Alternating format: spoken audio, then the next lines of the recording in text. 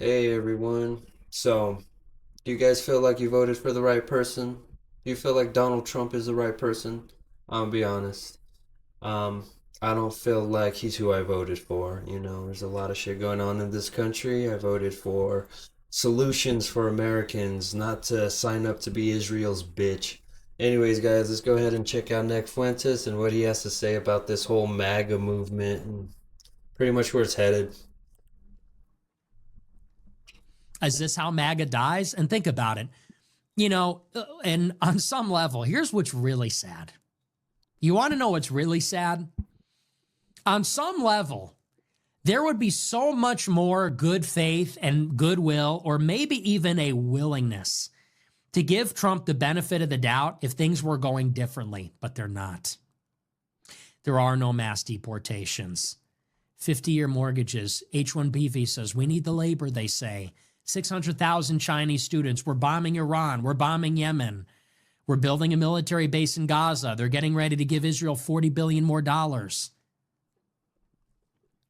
If Trump were delivering on the real victories for Americans, maybe there'd be some benefit of the doubt. Maybe, and you can think this is good or not good. Maybe there'd be more of a willingness to overlook this if there was success. But this is only the cherry on top.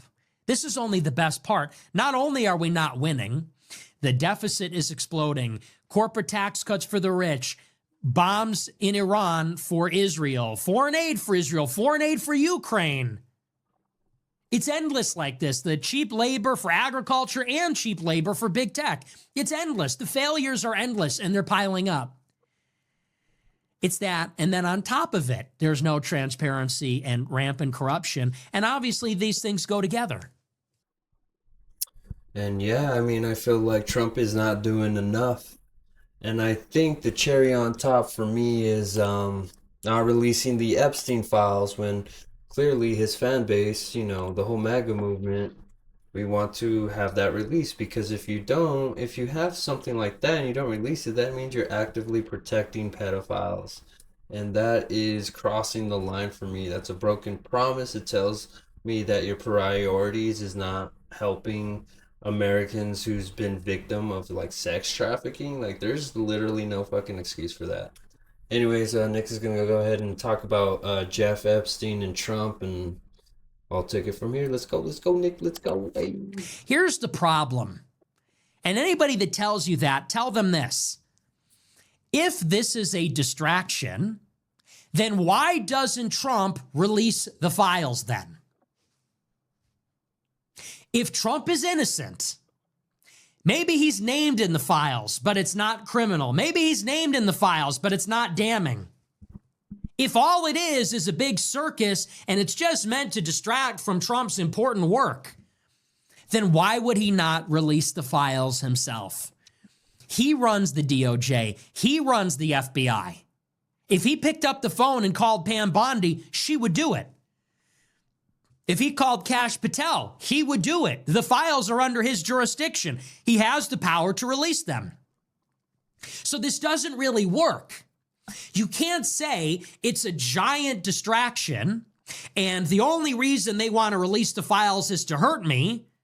There's nothing really there. In other words, I'm not guilty. I'm not a criminal. This is just being drummed up basically as a political attack. You can't say that, but at the same time say, I'm going to lie about the existence of the files. I'm going to bury the files. I'm going to actively work to cover them up and obstinately refuse to release them. You can't have both at the same time.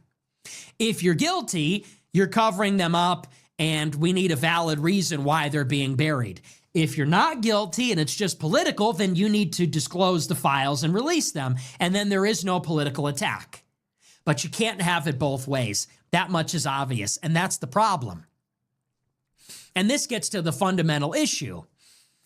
Whether there is impropriety or only the appearance of impropriety, it makes no difference.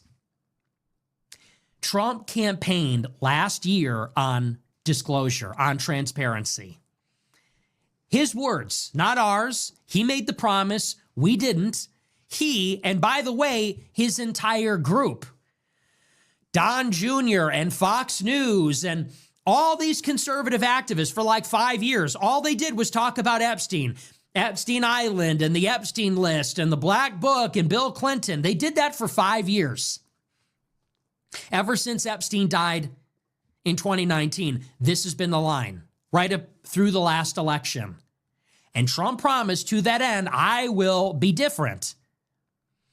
I will clarify everything. We will have a transparent government. You will know where the government stands, whether we're owned and blackmailed, whether there is this intelligence penetration of our system, and whether they're extorting people or not.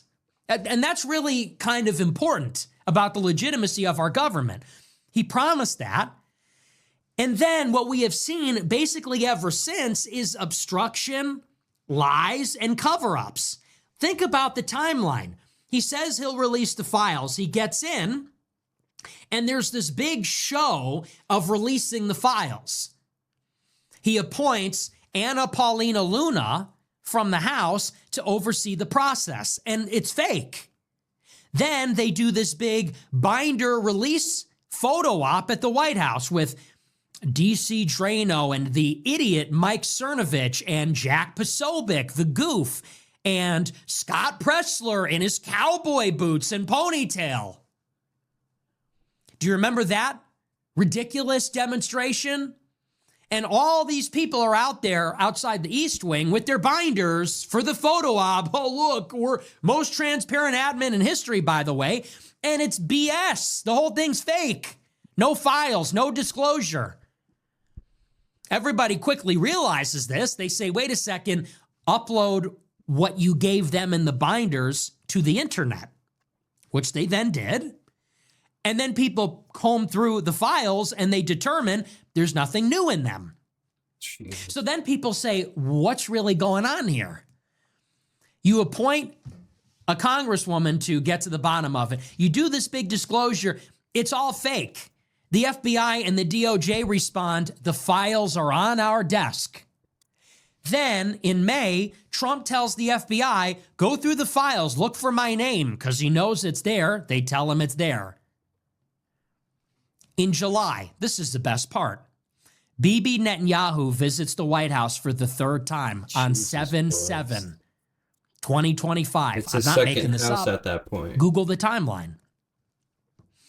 On July 7th, 7/7/25, add 2 + 5. I'm not a numerology guy, but it's a little weird. In his third visit on 7/7 to celebrate bombing Iran, Netanyahu visits the White House. And the day before he arrives, literally the day before, the DOJ announces there are no files, case closed, it's over.